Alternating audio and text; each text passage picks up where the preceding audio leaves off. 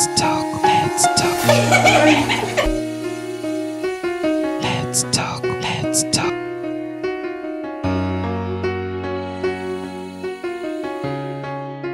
Mimi nimezaliwa 1937.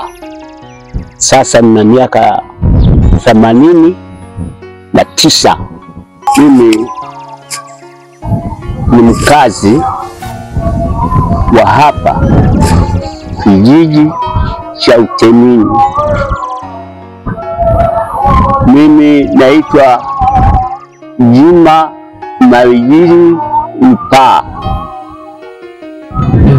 Ni mzaliwa wa hapa na ni mkulia wa hapa. Na mimi kwenye nani, mimi kwa kabila ni Mtaturu. Ni mtu ambaye ni Mtaturu wa ukoo wa hapa. Ni mdogo wa wakubwa zangu wote wameisha. Kwa hiyo mimi ndio nimebaki mimi mkongwe wa hapa Itigi.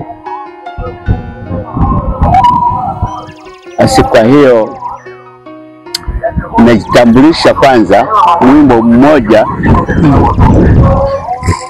wa mtemi wa nchi hii. Ni mdogo wake na mtemi wa nchi hii, Handu kwa jina lingine la Kiislamu anaitwa Saidi Agondi. Saidi Agondi, Chifu Saidi Agondi. Kwa hiyo mimi ndio mdogo wake. Sasa kuna katika kazi yake aliyokuwa akifanya, alikuwa ni mtemi, ni chifu wa hapa Itigi,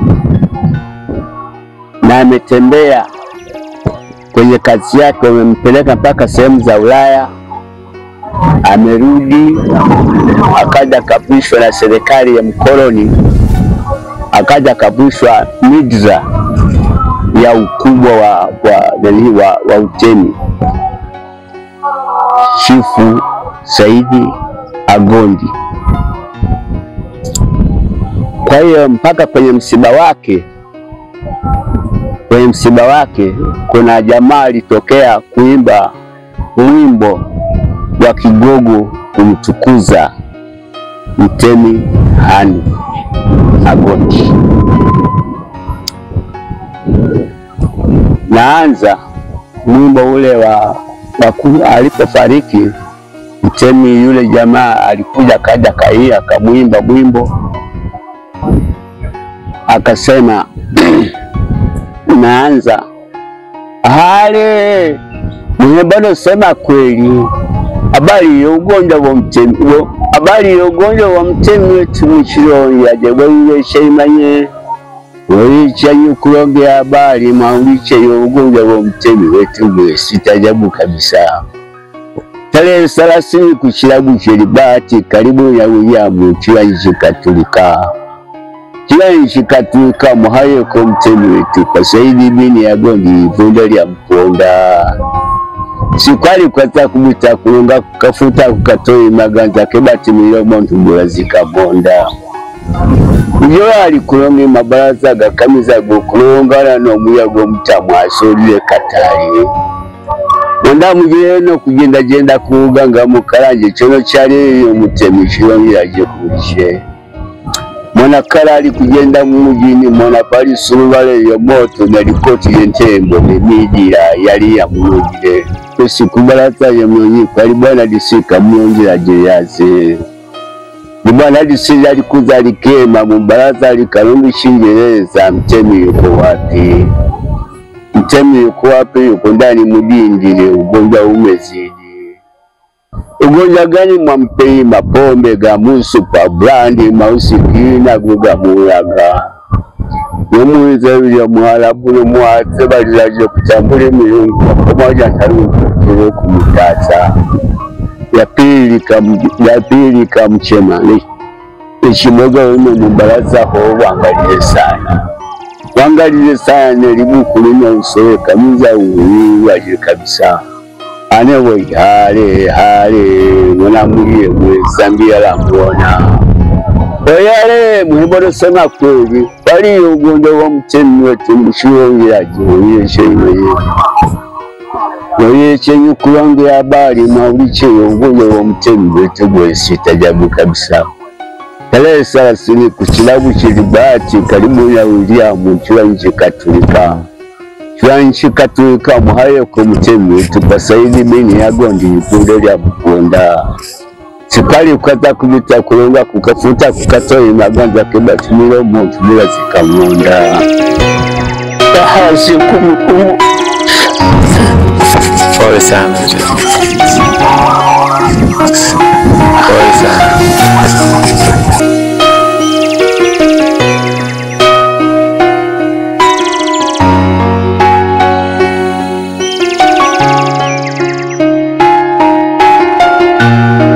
Mtuze sana. Yani kulia. Basi. Sasa sisi tuwe naona itoshe talia sana. Okay, basi ngoja tulia sana kwa uchungu. Tuangu kwa pole sana. Basi kwa hiyo tunaona tuishi hapo.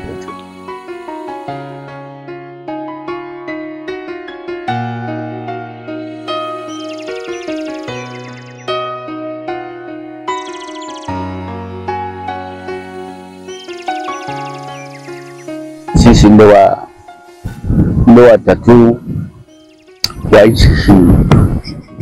Kwa hiyo mambo yote nimekaa nikabili, nilikuwa na shida sana kabiliwa sana na kiu ya maji. Kwa hiyo sasa hivi tumepata mambo yamefunguka. Ilikuwa ni maisha tu magumu. Ulizaliwa kwenye utemi au ulizaliwa kwenye familia? Kwenye utemi. Serikali kwenye utemi. Ila tulikuwa tunajionea sawa tu kwa sababu ni mazoea tulioondokea nayo. Tulikuwa tunajiona kama ni sawa tu, lakini sasa hivi ndio mambo tena yamekuwa mazuri. Lakini sasa mambo vipingamizi vinakuwa vingi. Okay. Kabla hivyo vipingamizi, mwanzo kabisa ulikuwa umepewa nafasi ya kuwa kiongozi ukiwa kijana? Na wakati ndo bado kijana mdogo. Mimi ulikuwa ni nani, ni kiongozi au ulikuwa kwenye nani gani, kwenye nafasi gani? Kiongozi alikuwa ni mtemi. Kuna wazenga tumbi kama ni balozi. Wazenga tumbi kama kijiji hii inakuwa mwenyekiti. Sasa walikuwa ni viongozi wale wanaitwa mzenga tumbi. Alafu na chini ya mtemi alikuwa ni wakili. Yani wakili ni kumsaidia mtemi kwenye mambo mengine, na wale wajumbe ndio walikuwa wakisaidia mambo ya nani. Kama vile sasa hivi anakuwa mwenyekiti, anakuwa nani mwenyekiti wa kijiji. Alafu na kuna wabalozi ndio walikuwa wa chini yake. Sasa ya mtemi. Sasa hayo ndio tulikuwa tukiishi hivyo. Sasa ili mtu awe mtemi walikuwa wanaangalia kigezo gani? Ili mtu aonekane kwamba huyu ni mtemi, ilibidi awe na vigezo gani? Kigezo gani? Yani ilibidi aweje huyo mtemi ili awe mtemi? Alikuwa kama vile hakimu. Okay. Ndio alikuwa anaamua kesi. Mtu kama ameshtakiwa, nani anashtakiwa, mambo yanaendelea kama haya tu. Na mtemi ndio alikuwa muamuzi na kutoa adhabu na kumwangalia hali ya uzito wa kesi hii. Basi anakufunga kwa makosa yako. Taratibu ilikuwa hivyo kama vile hivi sasa. Yeye alikuwa anachaguliwa na watu au yeye alikuwa anatokea wapi? Ili awe huyo mtemi alikuwa anachaguliwa na watu au alikuwa anatokea wapi? Alikuwa anachukuliwa alikuwa anachukuliwa na serikali ya jumuiya, au kulikuwa na hapo kulikuwa na kitu kimoja. Mtemi huyu alikuwa ni wa asili ya zamani, toka babu na babu na babu na babu. Kwa hiyo ilikuwa ni ukoo tu unaendelea na utawala wa utemi. Kwa hiyo na wewe ulivyotokea humo, ulitokea kwenye familia kama mtoto au ulitokea kama ndugu? Wewe uliingiaje humo kwenye utemi? Mimi kama ni ndugu wa familia ya utemi. Mpaka hivi juzi nimefanya hayo mambo yametokea. Wewe nenda pale upewe kalenda. Okay. Kwa hiyo mlikuwa mna ndugu wako wewe, uliingiaje mle? Kuna mtu alioa kwao kwenye watemi au kuna mtu huyo alikuwa ni mkulima, lakini mimi ni mkoo hasa wa asili.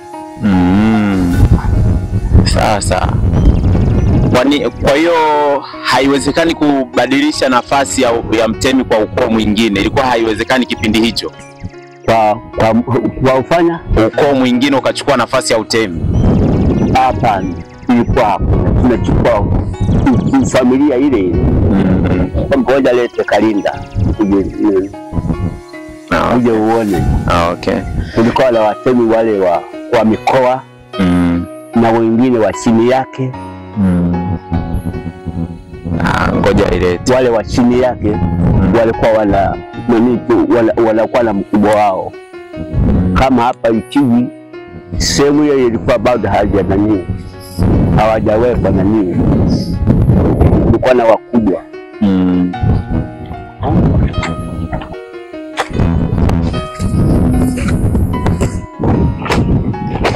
Yani kila mkoa ulikuwa na mtemi, chief ndio hawa, lakini sasa kuna wengine sasa wale ndio wa chini yake. Kwa hiyo nyie mlikuwa mnaongozwa na chifu gani hapa? Nyie hapa watemi wa hapa wanaongozwa na chifu Saidi ya Gondi.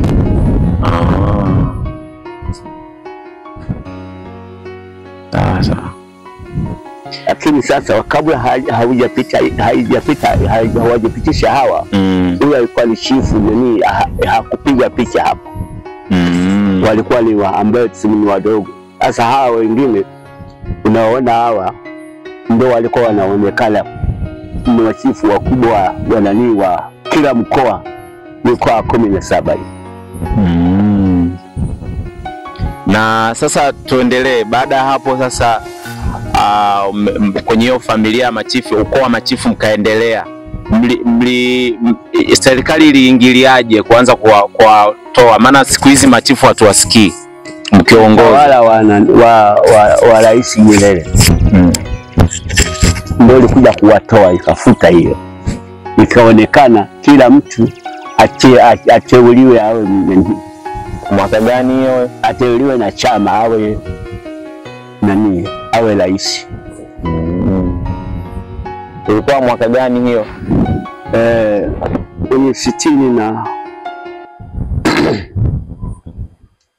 60 kama nabidi, kama sikosei, ndio ikawa wamefutwa huo utemi. Sasa ilikuwa haikuwa rahisi, najua kukubali kama mnataka mweko kwenye watu. Rais alipopata madaraka huo utemi ukafutwa kwa lazima. Ilikuwa lazima. Wale ambao walikuwa wanakataa, wale ambao walikuwa wanakataa kufutwa kwa machifu, hakuna, ili ilikuwa imefutwa tu kabisa, isiwepo tena utemi. Lakini sasa baada ya taratibu ndio zimefanyika sasa hivi. taratibu zilizofanyika sasa hivi, ule ukoo wa jadi ya Utemi wamerudishwa. Juzi hapa tumemsimika mtoto hapa. Let's talk.